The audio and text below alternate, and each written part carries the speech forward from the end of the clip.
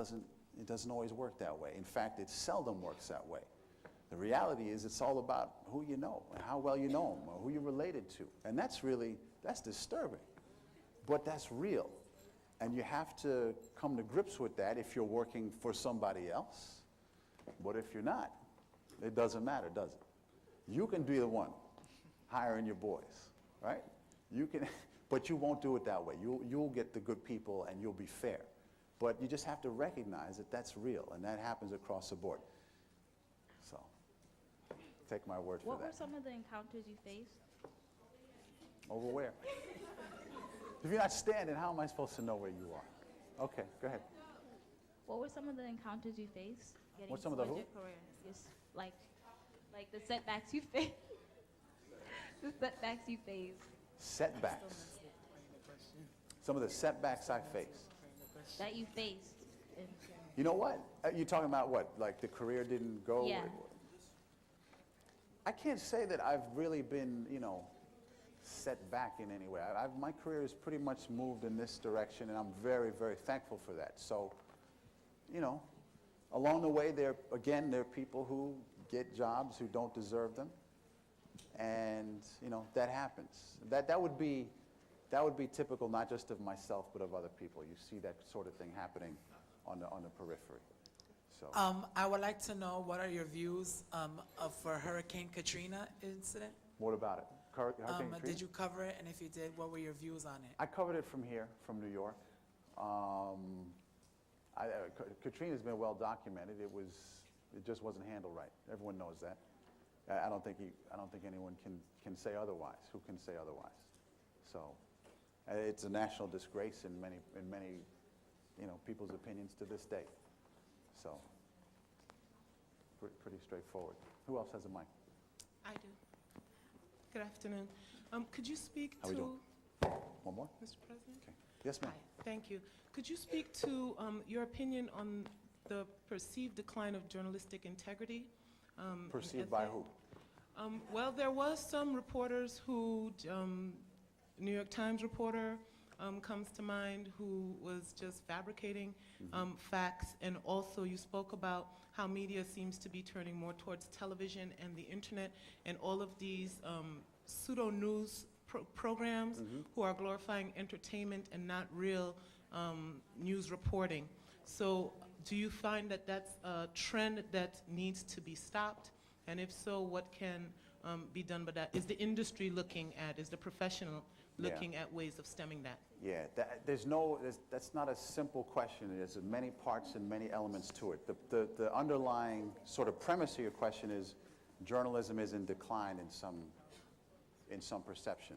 I would hesitate to say that it's in decline, and here's why. There was a thing called yellow journalism in this country, in our history, what that meant was, falsehoods being written, lies in the paper taken as fact, which is an example that suggests that slanted journalism is nothing new.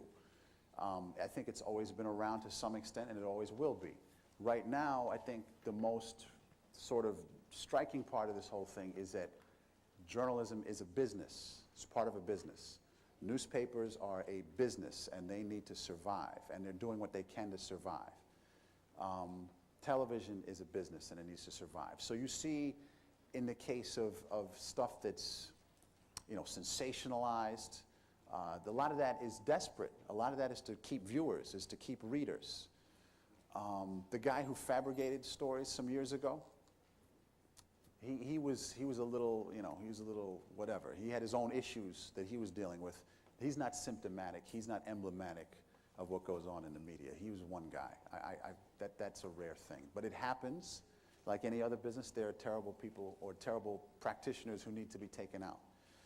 So the underlying thing, again, a business that is shaking itself out, trying to find its way from a financial standpoint, but that doesn't mean that quality work can't and shouldn't be done. In fact, it is done.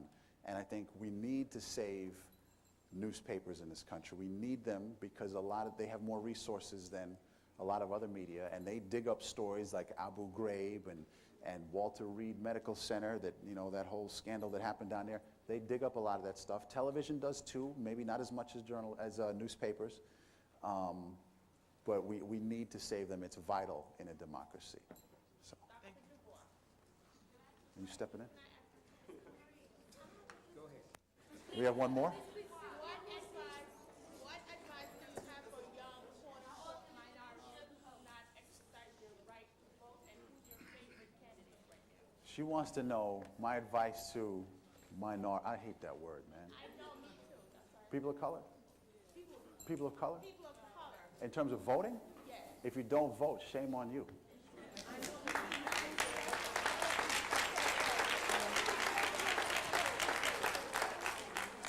People died for you to be able to vote. Vote. I have a That question. much I can say. And if you don't watch Channel 2 in the morning, shame on you too. Thank you. Thank you so much. Thank you, thank you, thank you, Dr. Du Bois. This has been a very wonderful opportunity for you to, excuse me, please, to share with our guest lecturer. And since there are so many questions, I'll ask Dr. Du Bois if he would come back at some point later on in the year where you can just get a chance to ask all the questions that you have. Certainly, he has talked about many things that are instructive. But those of you who heard my talk several weeks ago, I talked about not just being satisfied with crumbs from the table. I said that at least you ought to be able to want to sit at the table, and the final objective ought to be to own the table. And that is what we are talking about, believing in yourselves and confronting your worst fears. Thank you for being here, and thank you, students, for conducting yourselves in a marvelous way. And thank you, Dr. Du Bois.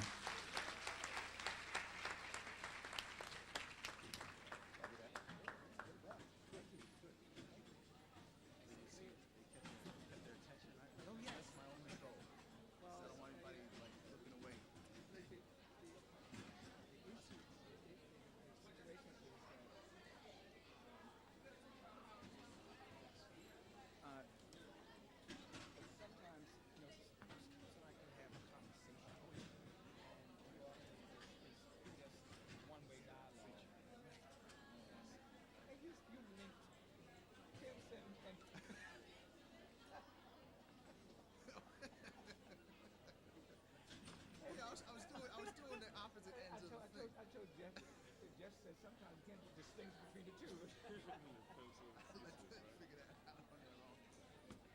We want to take a group picture here. Come on, Nelson.